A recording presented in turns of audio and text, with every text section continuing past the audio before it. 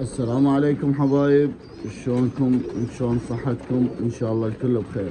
اللي يعرفني انا اخوكم علي صبري، واللي ما يعرفني يدخل على القناة مالتي ويشوف منشوراتي، وان شاء الله يستفاد من بعض الطبقات والعلاجات.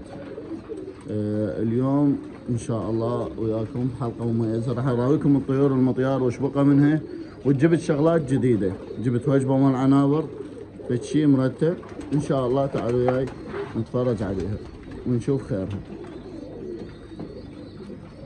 هاي لمحة بسيطة على الخانات. تعرفون ما شاء الله حاليا موسم الزق، يعني أنا بالنسبة لي هذا أحسن موسم، يعني مو أحسن موسم عن باقي المواسم، لا يعني أحسن جو هسه للتكاثر. صح اكو ناس شوية تعاني من البق سبق وان ذكرت انه اكو عالم متعلق بطالة مال غاز، واكو عالم تخلي تتن، اكو هاي العشبة التتن يخلوها بالحضانات، واكو عالم ترش مبيد، هذا تكرمون مال ذبان، واكو عالم متعلق الاسفنيك مال حمامات، او هاي الدعابل يخليها يم الخانات. هذا يعتبر طارد للبق والحشرات. هاي بالنسبة الاسباب الجذري وشون طريقة العلاج من عندها. اما باقي العلاجات تدرون حاليا راح يبدأ عندنا موسم التوك والذوبال، فدائما ما اوصيكم انتم بالخافض حرارة، يعني من يشوفون الجو معلق كلش حطوهم انخفاض حرارة على مود شنو لا يظلن عطشانات ويشربون مي حار ويدوبلن. والمي دائما لا تخلوه بمكانات حارة، يعني انت من تريد لا تخليه بمكان بيه شمس، خليه بالجهة اللي بيها في، او تخلي كرتونة ورا اذا القفص كله شمس، على مود الطيور خطية تشرب مي بارد. واذا تقدر بدل الهنية الظهرية. هاي طيور مال المطيار حاليا ايش دا يطلع عندي الذيل الاسود، ايش دا يطلع عندي من الفرخات الذيل الاسود احله ويا طيور للطير، واللي يبقى واللي يروح الله وياه، وبالعافية عليه يصيدون. هاي بالنسبة للطيور اللي مطيار. هسه تعالوا وياي ناخذ لنا نفرة على العنابر. حبايب هذني اول زوج من العنابر الجدد. من ناحية المواصفات، الناس اللي تسأل عن مواصفات، يكون منقاره اسود، اظافيره سود. بالنسبة له بالليل ازرق، هاي اول خطوتين بدأ تركز عليهن. وعيونه برتقالية، رجليه تصير مولحة مو حمار طوخ، وجهه يصير على شكل مثلث منبل شلون البسمار. اللون مو مشكلة، اذا كان صافي الليل ازرق او اذا كان شوية بيه دقات ما يأثر بشي.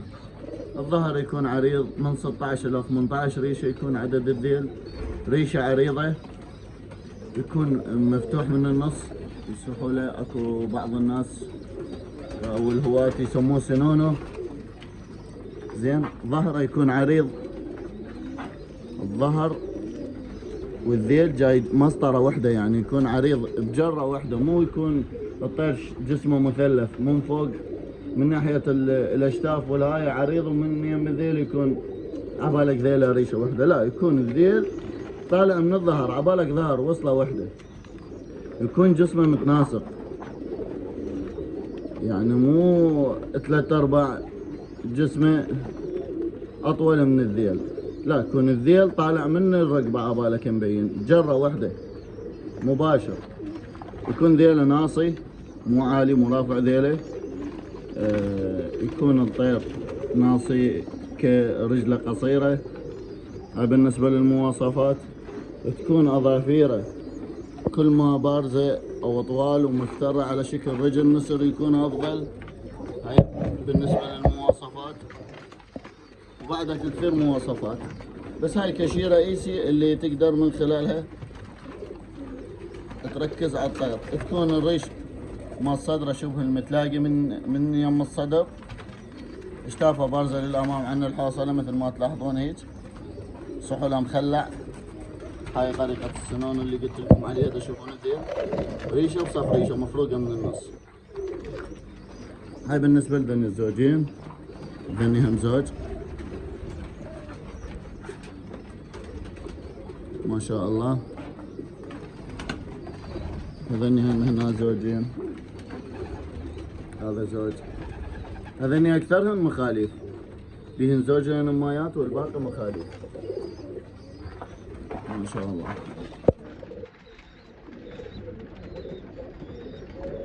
هذني اللي عزلتهم بالخانات.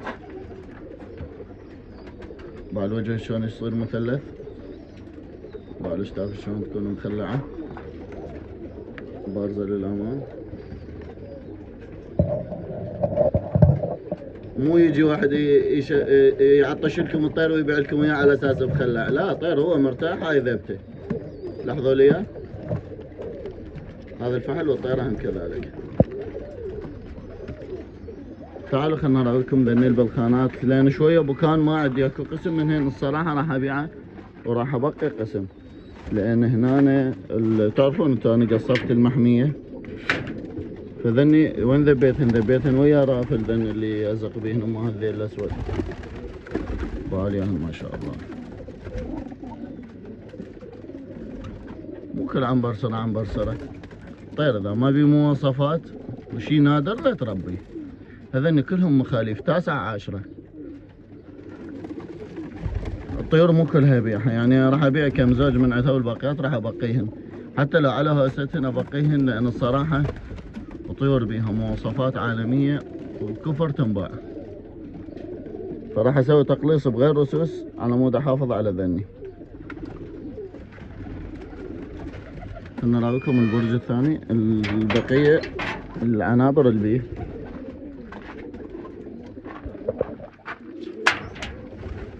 هذا البرج الثاني. هاي هنا نشتغل خل مع التحاجيل، كورنجات، الايد، صفر. والعنابر ما بقى بكان فسويت خليتهن هنا.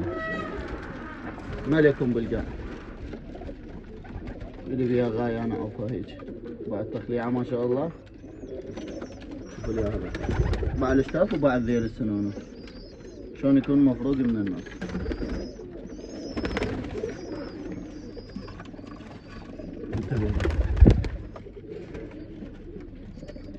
طيور الحمد لله مواصفات ونقاوة فول. اذن هنا زرق جواهر، شعل احمر، حفاش، شعل اسود، خالهن للتزرق، ذن صفر مال تحاجيل. القاعية ما نظفها يعني بدون احراجات، اللي بيها غاية انت تنظف بالعافية عليك، كل من وقناعته بتربية الحمام. فهذا البرج باعوا شلون صاير هسه. تعالوا خلنا نراويكم باقي الحبريات وشنو الانتاج اللي صار من عندهم. والارافل البطويرني طلعتهم صارن من نصيب احد الاخوان المتابعين، فزرقت بيضهن. ها شوفوا ذني ما شاء الله وين يطبن، من هنا يطبن ويطلع من هنا. شوفوا الطلعة، بس شوفوا الطلعة خلنا كلشن يعني ما شاء الله. نراويكم الطلعة الانزالية. لا الله نظام عسكري نسوي هنا، طلعتهم مال الفدائيين. اي حبايب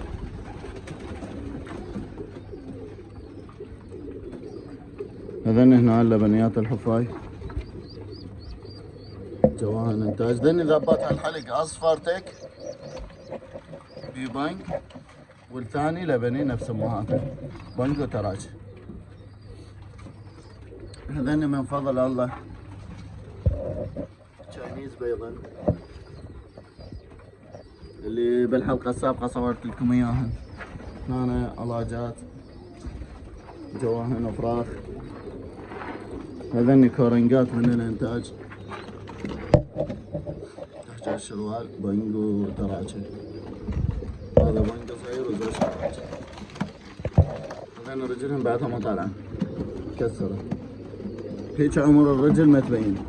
هذني الشعل احمر قديمات مالت غير التمثيل تتذكروها، رجعتها على ابوها الحلق يلا بيضة، صار لها فترة تأخرت بالمبيض بس هسه يلا رجعت بيضة.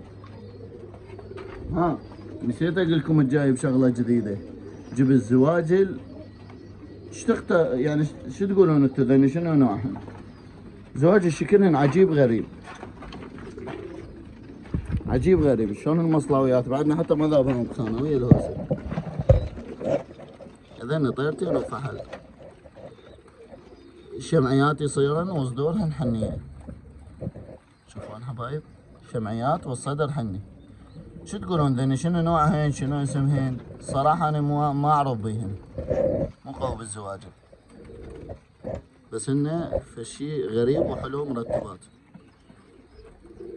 شتف عنبرلي بالنسبة للي يفتهم العنبرلي يصير شلون الشمعة مصجم والصدر مالتهم ذهبي مثل ما واضح قدامكم بالتصوير. شو تقولون ذني شنو نوعهن شنو اسمهن؟ من يعرف خلي يذكر لنا بالتعليقات. ذني ان شاء الله نكثرهن. شفتهن شي غريب وحلو. هاي هنا طواير ذني فاردهن بهاي الخانة. هنا شاداتهم مخاليف. هنا لفح الرافد الذيل الاسود المفرودات. ما اسولف لكم الهوسة وما دا اريد اصور بس الله شاهد على مودكم لان صار هواي متاخر فلا منظف ولا مرتب الطيور مكاناتها فعلى مود لا اقطع بيكم قلت خلنا اصور لهم حلقه ويدللون علي. شوفوا ما شاء الله ذني الصفر ما تحاجيل. شو ازرق جواهن ازرق جواهن مال تور ذني القشم والحبريات ما شاء الله. هاي تحجاج شروال. هاي الطير دزق وذاك الفحل. العالم كاتلي روحهم على الاصفر. انا قمت ما ادير لهم بال لان عد الحبريات عزم عندهم قمت ازرق جواهن احكي لكم الصراحه. هذني هنا شادات. ذني ما شاء الله التبلرات بنات ان شاء الله جاهزات الايام من عزلن جهزن عن الحلقه السابقه لا تنتبهونهن ابلغ صارن. هاي الاميات جواهن بيض من فضل الله. وهذا الحبريات الاشق وهذا طالع بيه فالوله. اكو قطره جبتها مال جدري راح اجربها اذا اشتغلت راح اقول لكم من وشنو سعرها. زين حبايب قطره مال جدري يعني شو سويتي مجرد ما تكشط الحبايه وتخلي لها من عندها حسب قول الولد ثاني يوم تنسى كل شي ماكو. فراح اجربها يلا اعطيكم الاوكي مالتها بالحلقه القادمه ان شاء الله. فحبايب وصلت وياكم هنا اليوم الحلقه ختامتنا شنو؟ وصلت وياكم الحلقه الختام حلقتنا لهذا اليوم. بالختام تحياتي اخوكم علي صبري وان شاء الله انتظرونا بحلقه جديده وفيديو جديد. في امان الله.